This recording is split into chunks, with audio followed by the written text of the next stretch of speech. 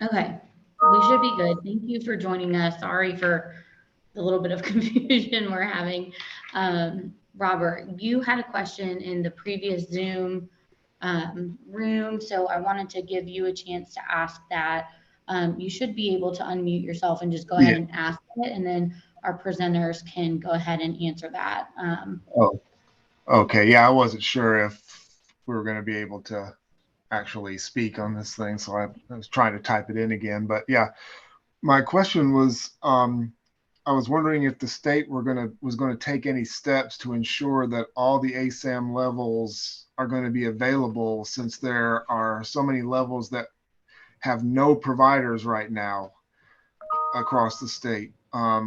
And it's going to be costly for some of these providers to get some of these levels of care going. So are providers going to get some kind of assistance from the state to start up some of these levels of care so that they're available?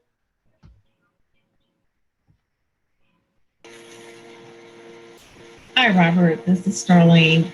So, the levels of care are included in the tailored, and each of the tailored plans are required based on the contract to have the specific levels of care as a part of their continuum. And it is up to them to work with providers in the community to ensure that based on the requirements in the contract, that they have a certain number of the services within their catchment area. So um,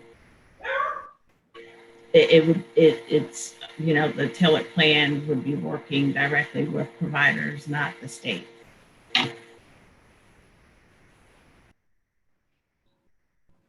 Okay, so the current, since we haven't started the Taylor plan yet, so right now the MCOs that are doing the Medicaid Direct, which I do work for one of those MCOs, our people are going to have to work with these um, providers to come up with a plan how to get these services available, in terms of and help it, using our funds to help them get these programs started. Correct. Well, the funds that are Yeah, allocated through the yeah, that division. they're allocated to us. Yeah, I understand that the funds are allocated to us from Medicaid in the state. So that's going to be the state's part to we're being allocated the funds. Then we're going to work with the providers to get these programs up and going so that they're available to the people in our areas. Correct. All right, thank you. And just to add, I was just going to add that the withdrawal management services, as well as the outpatient service,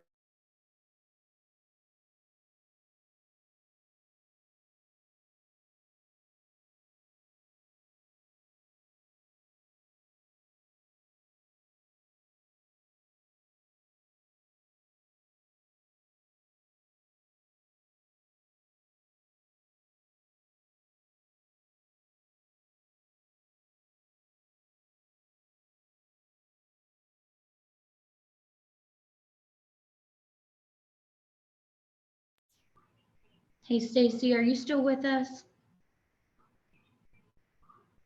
Your sound and video went out.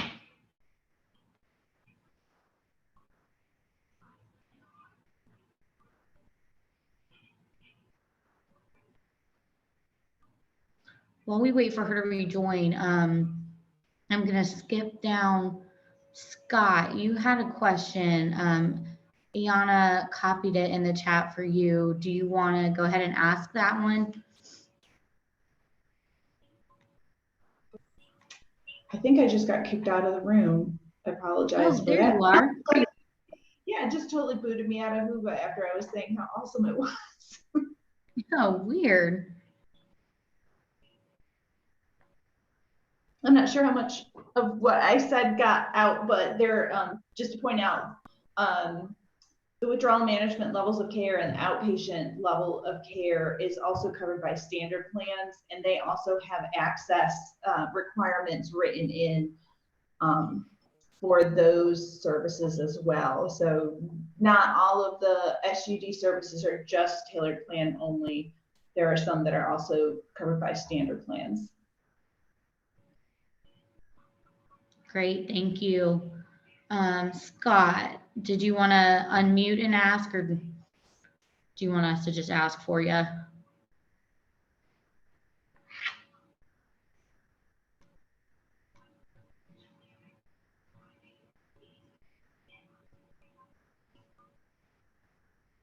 I'll go ahead and read Scott's question. He says, what's the best way to access dates and information, re changing training requirements for providers?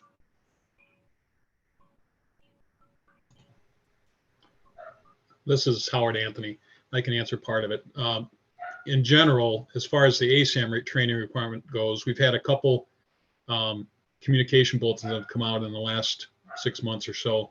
So folks can go into the Medicaid site and look up the actual training requirements for ASAM. And then each of these policies that are being created are each going to have is going to note the training requirements for each service program. I would add to that, for any of the stakeholder work group engagements that we have, or any kind of sessions we have regarding the policies, we kick them out through the current LME MCOs, and we're starting to put them out through standard plans as applicable. But also, I additionally maintain an email list of SUD providers just to make sure we're covering all our bases, because it is really important to DHB and DMH that we have robust stakeholder representation as we're going through this process. So if you aren't already getting emails from us, shoot me an email with your name and who to add on that, but then also reach out to the LME MCO or a standard plan that you're contracted with, and make sure they know if anything kind of crosses their desk where we're asking for stakeholder engagement, they have you on that list of stakeholders to kick it out to. Scott had a follow-up. Are there different requirements for specific service definitions? Yes, each of the service definitions or clinical coverage policies have specific training requirements based on the level of care.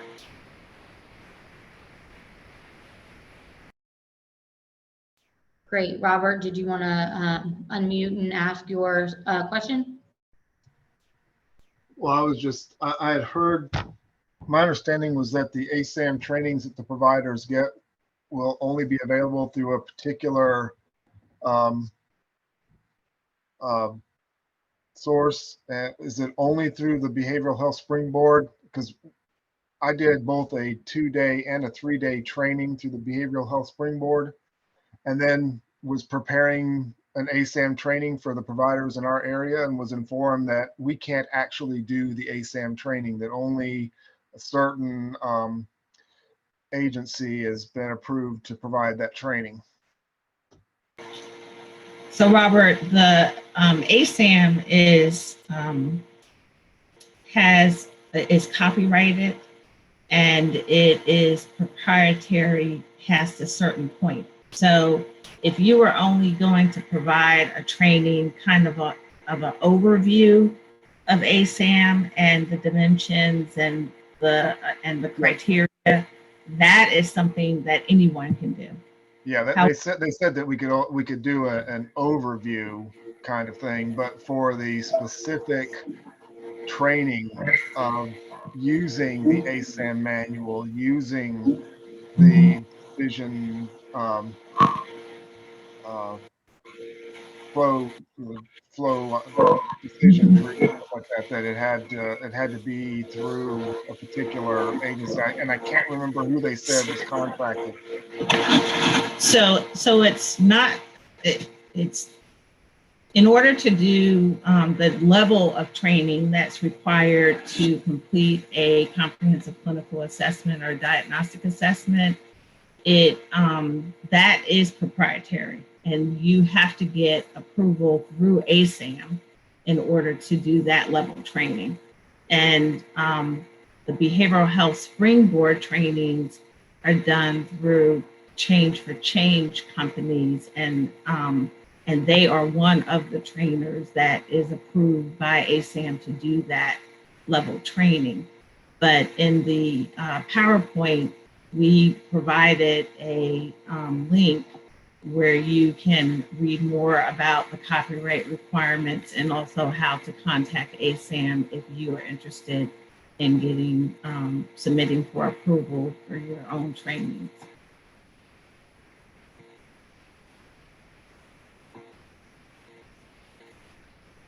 Great.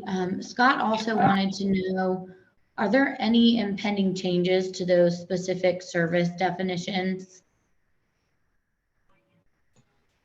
So there will be review of all existing service definitions to make sure that the language aligns with the 2013 ASAM criteria. So anything that's in place now, so your IOP, your SACOD, the existing levels of withdrawal management, and then the existing residential levels of care, they're all going to be opened up per se, and reviewed and edits made. That will involve stakeholder engagement. So again, that's an opportunity for you all to provide us feedback on the potential revisions that are going to be made to those existing policies. Then there's the state policies, the service definitions that are currently state funded only, that we will be bringing over to the Medicaid side. So an example of that is social setting detox, or ASAM level 3.2 WM. In that case, we looked at what was written in the current state funded service definition, kind of pulled out what made sense to bring over, and then we built out the Medicaid clinical coverage policy draft for that service. So again, it was kind of a revision, but there was a lot of work done on that to make it align with the 2013 ASAM criteria. And then there's all the new policies are being developed from the ground up. Awesome. I misinterpreted Scott's question. So just to make sure that we hit everything he wanted to actually ask, instead of, I do marketing and communication, so not necessarily direct field work. He wanted to know if the training requirements around those service definitions were changing. So he said there was talk a couple of years back about Mint-led MI trainings for certain service definition. So he wanted to check in on that sort of thing. So I believe as written and as proposed in draft, all MI training should be completed by a Mint certified trainer. And obviously if a person has documentation, like say they've been working in SIIOP, they started in 2019, and we're going to be working on that policy. We're going to be revising it. We're going to be looking at the training section. As long as they have documentation that they completed that training requirement with a Mint trainer, we wouldn't expect folks to re-get that training if it's the same length of time and the same training requirements. But yes, I cannot think of a MI training requirement where a non-Mint trainer could meet the training expectations.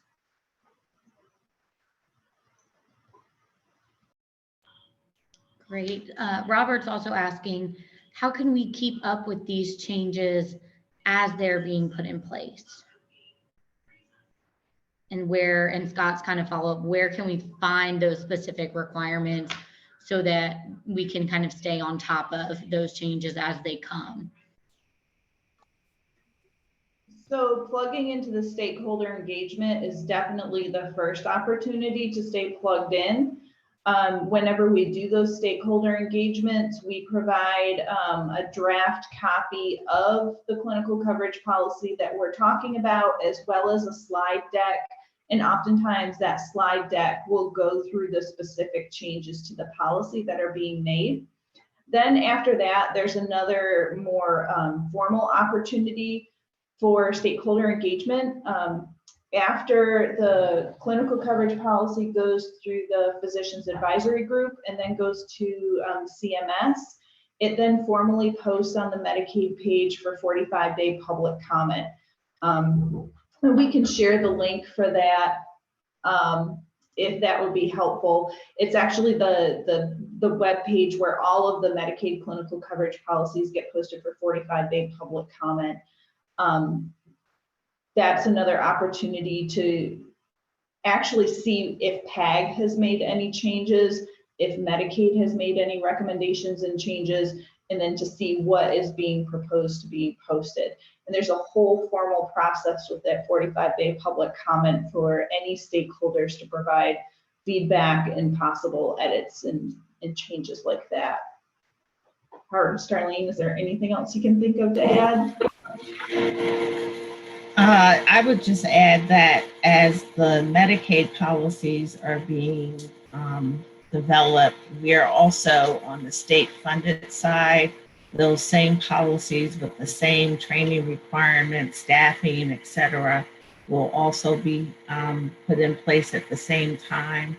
So there's not going to be, a separate requirement for Medicaid or state funded services for trainings, et cetera, that are in the policies. Stacy, I would just reiterate the stakeholder meetings. When these policies are being developed, we do, as Stacy said, provide a stakeholder meeting where everybody's invited and you see a draft copy of what we have at that point. That gives everybody the opportunity to provide input and be part of this process. I think Stacy mentioned earlier, if we do have a list of providers around the state that we invite to these stakeholder meetings. If any of your organizations are interested, shoot us an email with just your main contact person at that organization. We'll make sure they're on that list for the stakeholder meetings.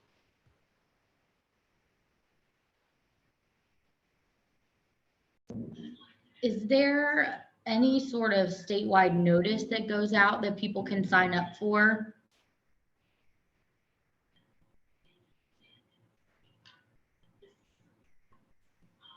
So other than the emails that we send out, I'm not aware of a single calendar that has all stakeholder opportunities to kind of peruse what is coming up and figure out what is relevant and what isn't. But saying that out loud, it doesn't sound like a bad thing, and it's something that we can run by leadership to see if we can have kind of like a page or someplace on the DHHS or the DHB website where you could kind of just routinely go and look and see, oh, okay, this substance use policy is coming up next week, but the week after is going to be an IDD policy, but then mental health is coming up. That would be kind of nice. We can definitely take that back. Thank you for bringing that up.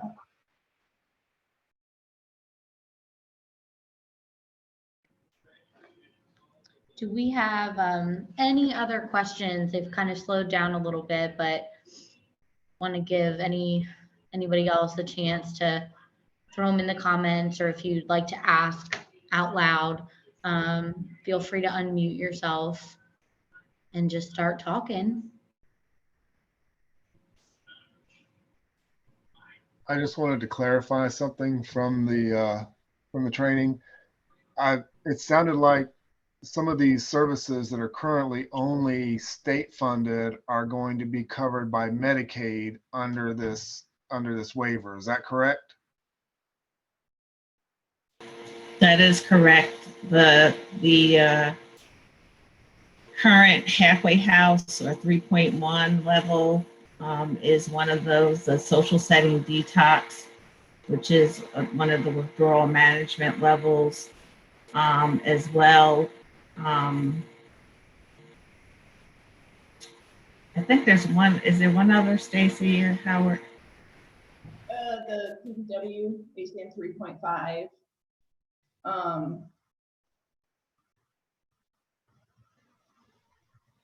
Yeah, so 3.2 everyone, 3.5 and 3.1, I think are all the state funded only that are coming over to Medicaid.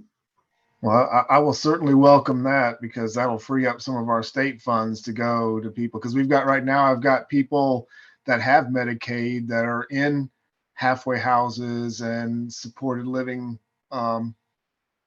sober living communities that I think would be listed under this kind of service that could now be paid by Medicaid that are currently being paid by state funds. So it'll free up some of our state funds to be used for people that need them. It will. Now, we are really trying to make sure we're clear and pointing this out consistently. Medicaid will not pay for room and board. So state funds or some form of non-Medicaid funding will still have to cover that room and board component. However, Medicaid will be able to pick up the treatment component, which is usually the more costly side of a residential level of care.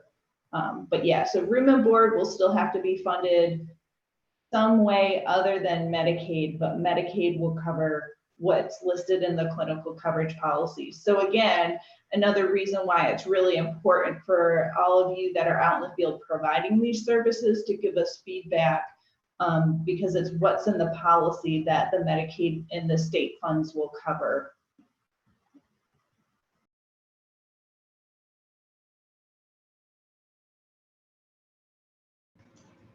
We have about 5 minutes left. If there are any more questions or final clarifications that anyone would like.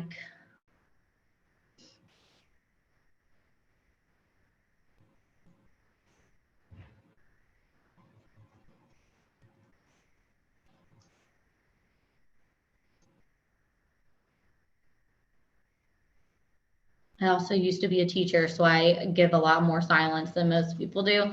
Because I know that sometimes those questions need a minute to form. Thank you all so much, Starlene, Howard, Stacy. Thank you for being here with us. You know, you may not physically be here, but the time you took to put together a presentation, pre-record, to show up for this live Q&A. Y'all were watching the session. We were working out tech issues on our side. So a lot goes into this, and I'm real thankful for the three of you for sharing your expertise and helping us continue to just move this field forward. And to everybody joining us, thank you for showing up. Thank you for asking questions and just learning alongside us. I don't think there's anything else. Do y'all, Stacy, Starlene, Howard, was there any final things you wanted to say to anybody? Or are we good to go? I just wanted to say we appreciate being here too. And it was a great opportunity to interact with folks and to bring the information out a bit about the 1115 waiver. And we're happy everybody or hope everybody enjoyed it. So thank you.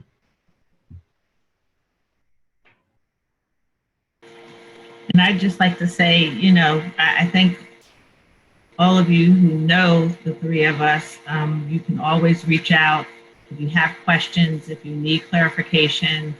We're available, and if we don't know the answer, we'll get you to someone who knows it. And everybody have a great rest of the conference. Yeah, just thanks for attending our session. And we hope that you are as excited as we are about not only having the full array of SUD services to support people entering and staying in recovery, but we hope you're also just as excited about the really unique and new things that the state has planned to do with this waiver, like the SUD and TBI residential service, which is really exciting to be one of the very few states that are going to have a service like that that'll be Medicaid and state funded, like bringing in 3.5 and having it having those services be able to work for adolescents, adults, and pregnant parenting women. We see this expanding access is really helping folks enter into recovery and stay into recovery, and we're excited about what's to come. Good stuff. Well, 2 minutes early, friend. So I don't know, go do like a 2-minute jumping jack break or something before your next session. But I hope you all enjoy the rest of your day at conference, and I might see some of you in another session. So thanks so much, and see you soon.